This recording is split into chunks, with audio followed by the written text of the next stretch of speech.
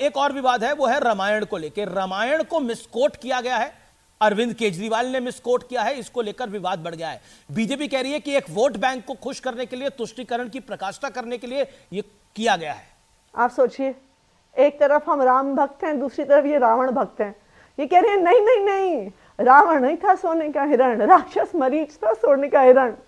इनको रावण के डिफेंस में एक एक करके सारे भारतीय जनता पार्टी के नेता आ रहे हैं, उपवास रख रहे हैं। भाई मैं पूछना चाहती हूँ, इतनी रावण भक्ति क्यों? क्यों रावण के डिफेंस में आप इतना सामने आ रहे हैं? क्यों रावण आपको इतना प्रिय है? बताए भारतीय जनता पार्टी।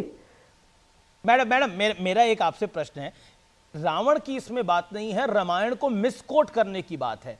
क्या किसी और धार्मिक ग्रंथ को मिसकोट किया जा सकता है? आप मुझे बताइए, रामायण को मिसकोट करना क्या जायज है आपको लगता है? आप मुझे बताइए कि रावण के डिफेंस में कि रावण ऐसा नहीं था वैसा था, रावण के बारे में गलत बोल दिया, क्यों भारतीय जनता पार्टी की जान सूखी जा रही है?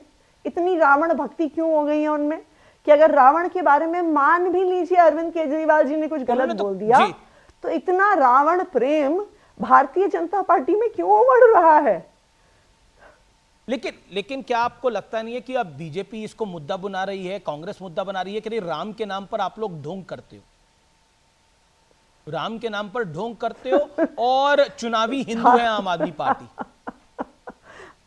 भाई साहब अमीश जी, अब देखिए भारतीय जनता पार्टी की एक समस्या है जी, जब आपके पास चुनाव में कोई एजेंडा नहीं होता, जब आपने 10 साल में कोई काम नहीं किया, जब आपने 10 साल में दिल्ली को गैंगस्टर कैपिटल बना दिया, जब 10 साल के बाद आपके लॉ एंड ऑर्डर को संभालने के बाद यहाँ मर्डर हो रहा है, वहाँ गोलियां चल रही हैं, वहाँ फिरौती की मांग हो रही है, वहाँ किडनैपिंग हो रही है, तो क्या करेंगे बेचारे? आपने बोला मुद्दा नहीं है, क्या आपको लगता है कि इस बारी जो अरविंद केजरीवाल का घर बना, जो सीएम हाउस बनाया गया नया नवेला, वो एक मुद्दा बन गया है, शराब घोटाला एक मुद्दा बन गया है? क्या आपको लगता है ये दोनों मुद्दे नहीं है इस बारी के चुनाव के अंदर? क्योंकि दिल्ली में तो बीजेपी बकायदा एक गाड़ी घुमा रही है शीश महल के मॉडल की। आज के दिन में दिल्ली के मुद्दे हैं बिजली, पानी, स्कूल, रोजगार, महिलाओं के लिए सुरक्षा, ये हैं दिल्ली वालों के लिए मुद्दे। दिल्ली वालों को गाली गलौच में कोई इंटरेस्ट नहीं है। वो जानना चाहते हैं कि किस पार्टी ने 10 साल में उनको काम करके दिखाया है। उनके सामने 2 पार्टियां हैं, एक तरफ आम आदमी पार्टी है, अरविंद केजरीवाल है, जिन्होंने बिजली फ्री दी, पानी फ्री दिया, अच्छे स्कूल दिए, मोहल्ला क्लिनिक दी, बुजुर्गों को तीर्थ यात्रा करवाई, महिलाओं को बस की यात्रा फ्री दी। और दूसरी तरफ भारतीय जनता पार्टी है जिसने 10 साल में 3 कॉलेज का शिलान्यास किया। बार बार एक आरोप लगता है कि आम आदमी पार्टी की कथनी और करनी में फर्क है।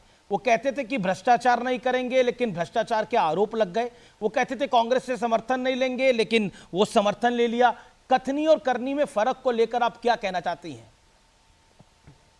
बोला कुछ करा कुछ। आम आदमी पार्टी की कथनी है कि हम दिल्ली के लोगों के लिए काम करेंगे जी, आम आदमी पार्टी की करनी है कि हमने दिल्ली के लोगों के लिए काम किया है जी। आम आदमी पार्टी की कथनी है कि हम 24 घंटे बिजली देंगे, आम आदमी पार्टी की करनी है कि हमने 24 घंटे बिजली दे दी है।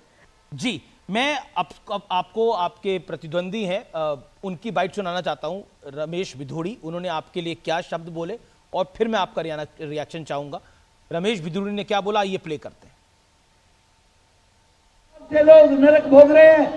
अब जब 4 महीने रह गए, 4 महीने चुनाव में आने के हो गए, तो आती सी गलियों में जैसे जंगल में हिरनी भागती फिरती है, ऐसे गलियों में भागती फिर रही है।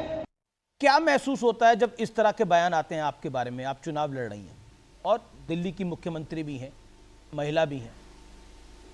देखिए क्या है, हर व्यक्ति अपनी कथनी से अपना चरित्र बताता है।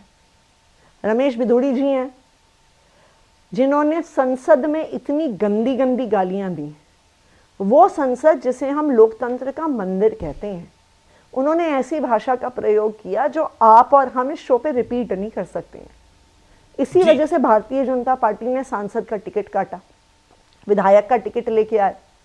पहले ही दिन प्रियंका गांधी जी के बारे में भद्दी बातें करी, 24 घंटा बीता नहीं, मेरे और मेरे पिताजी के बारे में घटिया बातें करी।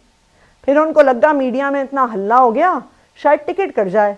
उनके नेताओं ने उनको बुलाया, उनको शायद हड़काया, ऐसा सुनने में आया है। तो 4 दिन चुप हो गए कि शायद टिकट न कट जाए। फिर उसके बाद जो आपने क्लिप सुनाया है, जिस दिन उनकी टिकट पक्की हो गई और नॉमिनेशन रैली करने जा रहे थे, फिर से घटिया बातें शुरू कर दी। देखिए, जिस व्यक्ति के चरित्र में गंदगी, गाली गलौच और गुंडागर्दी है, वो तो व्यक्त होनी ही है। लेकिन रमेश बिधूड़ी जी ये बात जरूर याद रखें, ना कालका जी के लोग, ना दिल्ली के लोग कोई गाली गलौच नहीं चाहता है, कोई गुंडागर्दी नहीं चाहता है। और कालका जी की जनता और दिल्ली की जनता गाली गलौच और गुंडागर्दी के खिलाफ अपना वोट 5 फरवरी को देंगे। जी, अब मैं आपको 4 तस्वीरें दिखाऊंगा और आपकी एक एक राय लूंगा। मैं आपको बता देता हूं, मैं पहली तस्वीर किसकी आ रही है। पहली तस्वीर है परवेश वर्मा की। एक लाइन में आप क्या कहना चाहती हैं? और ये तो कह रहे हैं, लिख के दे रहे हैं कि 20,000 से अरविंद केजरीवाल इस बार चुनाव हारेंगे।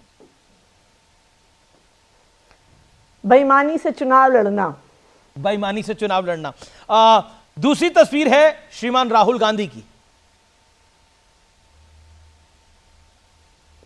पॉलिटिकल मैच्योरिटी की जरूरत, पॉलिटिकल मैच्योरिटी की जरूरत है। तीसरी तस्वीर है रमेश बिधूड़ी की। गाली गलौच। चौथी तस्वीर है महाकुंभ की। आस्था। और क्या महाकुंभ में डुबकी लगाने के लिए अरविंद जी और आप लोग भी जाएंगे? चुनाव के बाद जाएंगे। हमें योगी जी की तरफ से न्योता भी आया। योगी जी के मंत्रिमंडल के एक प्रतिनिधि मुझे व्यक्तिगत तौर पे आमंत्रित भी करने आए थे, परंतु अभी चुनाव का समय है, जा पाना संभव नहीं है। चुनाव के बाद जरूर जाएंगे। बहुत बहुत शुक्रिया हमारे साथ जुड़ने के लिए, सवालों के जवाब देने के लिए। तो ये थी दिल्ली सूबे के मुख्यमंत्री जिन्होंने तमाम सवालों के जवाब दिए। फिलहाल इतना ही, नमस्कार।